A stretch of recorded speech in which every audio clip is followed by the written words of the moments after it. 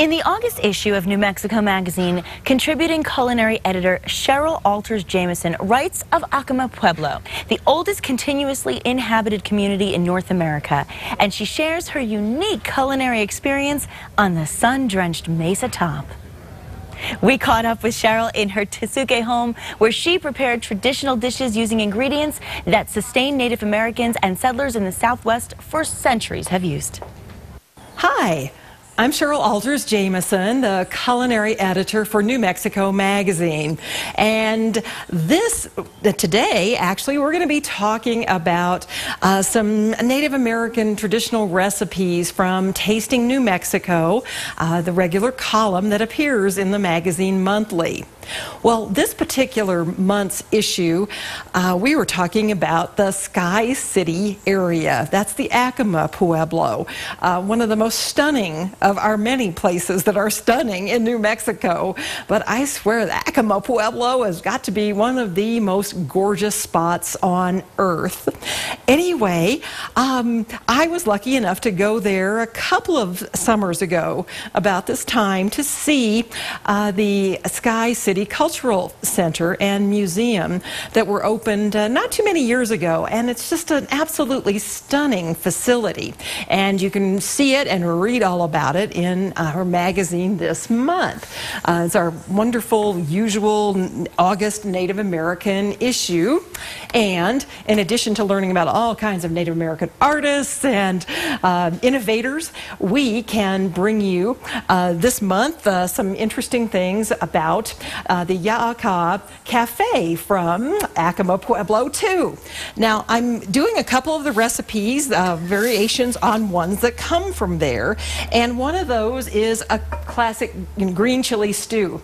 Now, isn't it unfortunate, all those people in the United States who think that stew is a winter dish? Now, we here know that there's nothing better than green chilies mixed together with some succulent pork in this case and made into a stew that is really, I think, at its best this time of year when we have our fresh pods in season.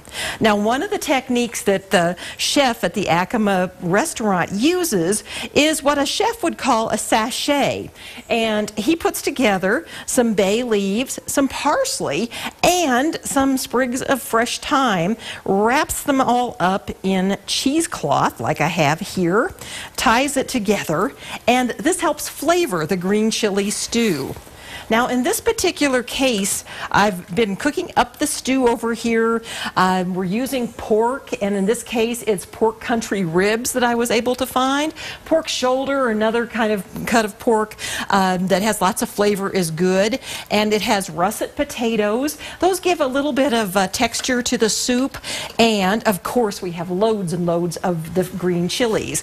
Now, I was using green chilies that I roasted here myself and have peeled.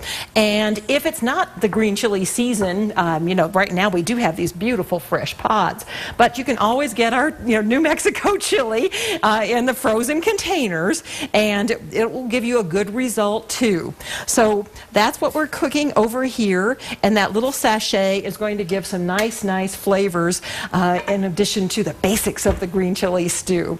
So we'll let that simmer for just a few minutes more, and then we'll dish up some of it, and you'll get to see a little bowl of that here soon. All right, our next dish that we're preparing in the August Tasting New Mexico's column is a combination of beans. How much more typical could we get than that in New Mexican food? And then also a kind of corn that not as many people know. I've got examples of these things here. Now, you could use for this particular dish pinto beans, which I have here on this side, are more traditional, or at least the bean that most people use these days. Now, I use today some Anasazi beans, which are these little bit more dappled, almost Appaloosa-like beans that I have here. here. And these were actually more common in centuries past than they've been in more recent decades, but they're being bred and grown again, and they have a flavor similar to the pinto, but maybe a little bit creamier too. Now the corn that's in this particular dish is called chicos, and that's what I have here. These are the little bits of sweet corn that have been Horno oven, you know, our wonderful beehive ovens here in New Mexico. The chicos are typically a sweet corn that's Horno dried, and it takes on a little bit of a smoky element from spending like an overnight drying period inside an Horno oven. And I wanted to show you relative to pozole, our more common corn product here to the outside edge, how they look a little bit different. And the chicos have a little bit sweeter flavor, and I have those simmering away here with our pot of beans. And they've both cooked down for a number of hours. It's just a really creamy mix. And one of the things that I learned as a little secret from John Harris, the chef out at Acoma, is to use some smoked paprika in them. And so I've already stirred that in here, but this is a Spanish type product that you can find in lots of grocery stores these days or at SpanishTable.com. And it just adds a really nice element of flavor to this, along with some onion and some roasted garlic too. So that's what we have cooking up, and it's simple. It's just some of the most satisfying food, and I think I'm going to dish some up right now. Could put a little bit of cheese on top of these. Ooh, yum. But they really don't need much of anything except maybe a spoon.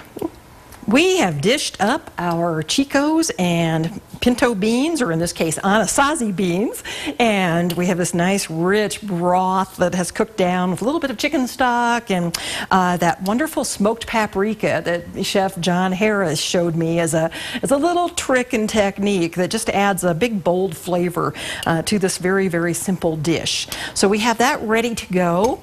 Let's see, we also have then our green chili stew. And let me get some of that back here.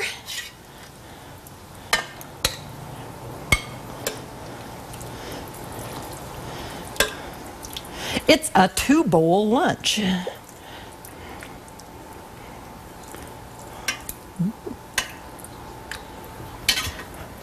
Okay, there's a nice big bowl, and we've got the chunks of the russet potatoes in here. And in addition to just providing, you know, nice texture and flavor, they really, as they cook down, start to make a little bit thicker sauce for the stew, which is, I think, really nice. And then we have the green chili, and I was working with some with these from Farmer in the area, and that's what's in here. But again, you could use just our wonderful, always frozen favorite here in New Mexico. And I think I'm going to put just a little bit of cheese on top here. Let's give it a little contrasting color. There we go. Now, if you take a look in New Mexico Magazine this month, you're going to find a third recipe, and it's for some wonderful Native American fruit pies. I learned to make these from my friend from Acoma, Tweety Swazo, and she does a beautiful filling. She uses a combination of plums and apricots, and then layers her dough very thinly on top and underneath this wonderful old dried, you know, classic fruit filling. And they are so good, but you're going to have to make your own, as we don't have time to do those today. Thanks a lot. And I hope you'll get a copy of our August issue, which is full of wonderful stories about Native Americans doing amazing things here. Gosh, everything looks delicious. To subscribe to New Mexico Magazine, visit nmmagazine.com. We'll be right back.